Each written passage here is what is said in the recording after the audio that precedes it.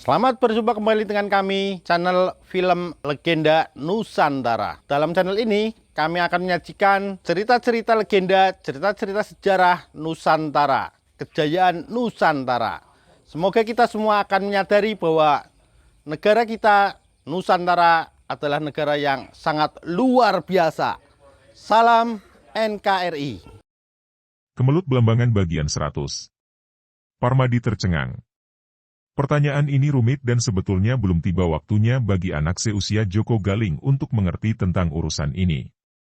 Akan tetapi karena pertanyaan sudah diajukan dan kalau tidak dijawab hanya akan menimbulkan rasa penasaran sehingga anak itu dapat membuat atau mereka-reka jawabannya sendiri yang mungkin tersesat, dia pun menjawab dengan hati-hati.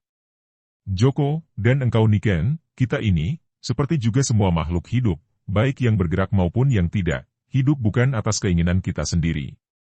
Kita hidup ini ada yang menghidupkan. Sejak kecil kalian ini tumbuh menjadi besar, ada yang menumbuhkan, seperti juga tumbuh-tumbuhan dan hewan. Seperti juga rambut dan kuku jari kalian, semua itu tumbuh bukan karena kemauan kalian, melainkan ada yang menumbuhkan, ada yang menguasai, ada yang memiliki. Tahukah kalian, siapa yang menghidupkan, menguasai dan memiliki semua itu, termasuk diri dan kehidupan kita? Aku tahu, Ayah. Sudah sering ayah dan ibu ceritakan. Yang menguasai adalah Gusti Allah, kata Joko Galing. Benar, Paman. Ayah dan ibu saya juga sering menceritakan bahwa yang menguasai segala apapun di dunia ini, yang menciptakan, dan yang memiliki, adalah Gusti Allah. Bagus kalau kalian mengerti akan hal itu. Nah, kalau yang mencipta, menguasai, dan memiliki Gusti Allah maka kalau yang memiliki itu berkenan mengambil miliknya, termasuk jiwa kita, maka tidak seorang pun dapat mencegahnya. Jadi, hidup dan mati kita ini adalah atas kuasanya, atas kehendaknya, dan apapun yang akan terjadi kepada kita setelah mati pun sepenuhnya berada dalam kekuasaannya. Kita hanya tinggal menerima saja. Nah, mengertikah kalian? Joko Galing mengerutkan alisnya dan memegang tangan ibunya, lalu berkata, "Melihat jenazah kakek guru, aku merasa ngeri aja." Jenazah itu begitu dingin dan tampak tak berdaya. Di mana kakek guru sekarang, Ayah? Jasmaninya kakek guru telah mati dan akan kembali ke tanah, seperti semua benda dan makhluk, kalau sudah mati tentu menjadi tanah. Akan tetapi jiwa kakek gurumu tidak akan lenyap, walaupun tidak dapat tampak oleh mata kita. Mati adalah kelanjutan dari hidup, dan yang penting adalah bahwa ketika hidup, kita harus hidup sesuai dengan kehendak Gusti Allah, yaitu melaksanakan kebaikan dan menjauhi kejahatan. Selagi hidup kita berserah diri sepenuhnya kepada Gusti Allah sehingga selalu mendapat bimbingannya dalam langkah hidup kita. Kalau sewaktu hidup kita selalu dibimbingnya, maka kita yakin bahwa setelah kita diambil kembali oleh Sang Pemilik, kita pun akan berada dalam bimbingannya dan karenanya tidak perlu khawatir. Aku percaya bahwa sekarang kakek gurumu juga berada dalam bimbingan Gusti Allah, mengingat bahwa ketika hidupnya beliau selalu melaksanakan kehendaknya, yaitu melaksanakan kebaikan dan menolak perbuatan jahat. Dua orang anak itu, biarpun tidak dapat mengerti sepenuhnya, namun merasa lega dengan semua keterangan Parmadi yang dilakukan dengan hati-hati dan gamblang agar mudah dimengerti dua orang anak itu. Kemelut Belambangan karya Hoping Hu di http://ceritasilat-novel.blogspot.com by Saiful Bahri Situbondo. Mulai hari itu, Muryani mengajarkan beberapa ilmu pukulan aliran Bromo Dadali yang sudah ia sempurnakan sehingga tingkat ilmu-ilmu aliran Bromo Dadali itu menjadi jauh lebih tinggi daripada biasanya. Parmadi juga mengajarkan cara menghimpun tenaga sakti kepada para murid-murid golongan atas sehingga mereka kelak dapat mengajarkan kepada murid-murid yang lebih muda. Selama 1 bulan, suami istri itu menggembleng para murid Bromo Dadali, terutama Kisanuri yang kini menjadi ketua Bromo Dadali menerima gemblengan khusus dari suami istri itu. Setelah berada di Bromo Dadali selama 1 bulan lebih, pada suatu pagi, Parmadi dan Muryani meninggalkan perkampungan itu. Mereka menitipkan Joko Galing kepada Sanuri. Joko Galing bukan seorang anak cengeng. Biarpun tentu saja dia akan lebih senang kalau dapat ikut ayah ibunya, namun dia mengerti bahwa ayah ibunya menitipkan dia di Bromo Dadali untuk kebaikan dirinya sendiri. Ayah ibunya akan membantu Pasuruan menghadapi pertempuran kalau diserang Belambangan dan mereka akan dapat mencurahkan seluruh tenaga dan perhatian mereka kalau mereka tidak harus melindungi anak mereka dalam pertempuran itu.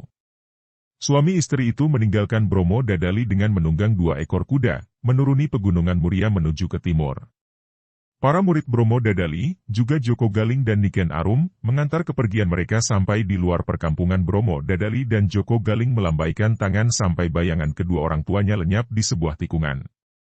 2 orang pemuda itu berindap-indap keluar dari dalam sebuah hutan menuju ke jalan umum. Mereka adalah Bagus Sajiwo dan Parto, yaitu Tan Sui Hong yang menyamar sebagai seorang pria dan oleh Bagus Sajiwo diberi nama Parto. Biarpun gadis Cina itu tampak sebagai seorang pemuda yang terlalu putih kulitnya dan terlalu tampan lembut wajahnya, namun dengan pakaian sebagai seorang pemuda ia tidak akan menarik banyak perhatian seperti kalau ia tampil sebagai seorang gadis Cina. Seperti kita ketahui, setelah perahu yang mereka tumpangi pecah dan mereka semua yang berada di perahu itu terlempar ke laut, Bagus Sajiwo bertemu dengan Tan Sui Hong mengkhawatirkan nasib ayahnya, Tan Bengki, dan Si Tiong, tunangannya.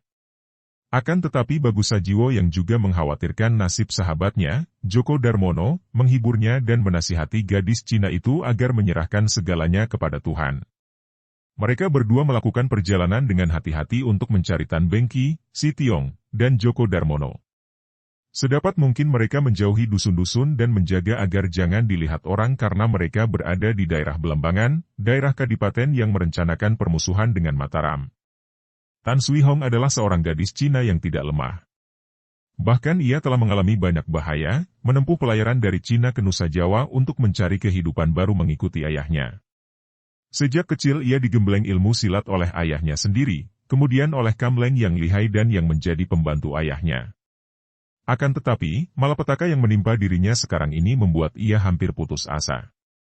Ia melihat sendiri betapa ayahnya roboh tertembak dan ia tidak tahu bagaimana keadaan ayahnya sekarang. Ia merasa bahwa ayahnya tentu tewas, akan tetapi kemana ia harus mencari jenazah ayahnya? Ayahnya tewas dan jenazahnya lenyap, tidak dapat dirawat dan dikubur sebagaimana mestinya. Juga ia kehilangan Si Tiong, tidak tahu apakah tunangannya itu masih hidup ataukah mati. Kalau saja ia tidak bertemu dengan Bagus Sajiwo, ia tidak tahu apa yang harus ia lakukan. Berhari-hari mereka naik turun bukit, masuk keluar hutan di sepanjang pantai, mencari-cari tanpa hasil. Karena merasa tidak leluasa kalau gadis Cina itu berada di sampingnya, akhirnya setelah berhari-hari mencari tanpa hasil, Bagus Sajiwo mengusulkan untuk mengantarkan Sui Hong ke Tuban melalui darat.